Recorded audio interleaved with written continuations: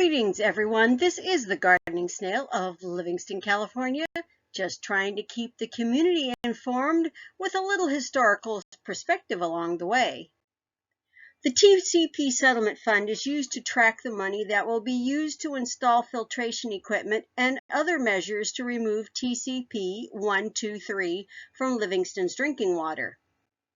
This is something that has been on the city's to-do list for years, but has not yet accumulated enough money of its own to finish the projects needed to fix the problem.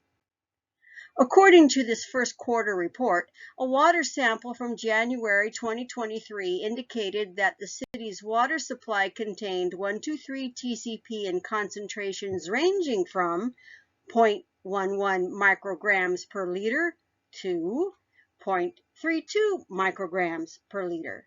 Before we go further, we're going to translate that micrograms per liter number into something most of us non-scientists and non-engineers can wrap our brains around.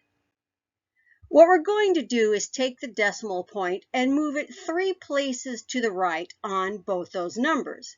When we do that, we end up with numbers that mean 110 parts per trillion to 320 parts per trillion. The maximum contaminant level, which is the most the state allows to be in drinking water by law, is 0.005 micrograms per liter.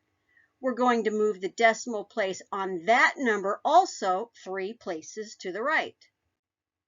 When we do that, we get the number 5 parts per trillion. And it's really easy to see now that 110 parts per trillion to 320 parts per trillion is way bigger than 5 parts per trillion. So what is TCP and why are we concerned about it? In February 2018, the Utility Rate Stakeholders Committee was given a presentation about TCP and what Livingston needs to do about it. TCP was an ingredient in soil fumigants that was added to the state's list of chemicals known to cause cancer. A maximum contaminant level was adopted by the State Water Quality Control Board in 2017, which became effective January 1st, 2018. Remember, if we take that decimal point of 0.005 and move it 3 places to the right, we get a number that means 5 parts per trillion, which, if I am remembering correctly, is the smallest amount of this chemical that the detection equipment used can find. Meaning that when a water sample is sent in for testing for compliance purposes, there are 2 possible outcomes.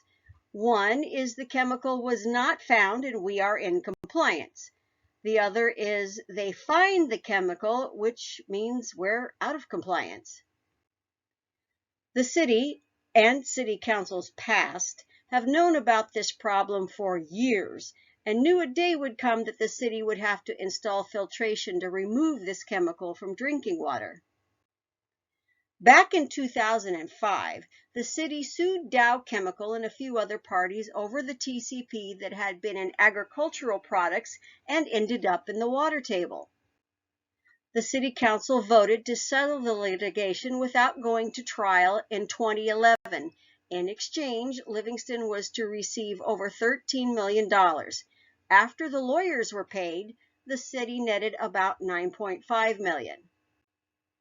But that is not nearly enough to pay for all the filtration systems and upgrades to the infrastructure that will be required to eliminate the TCP in Livingston water. The city has already received some loans for TCP-related projects and is trying to get grant money to pay for as much of the rest as possible. At the end of August, there was $5,525,017 in the TCP Settlement Fund. If you like what I do here, please follow me on Facebook and subscribe to my YouTube channel. And remember, editorial content is my own as a long-term resident of Livingston and does not represent the views and opinions of the City Council or the City of Livingston itself, and does not hold itself out to be any kind of legal advice.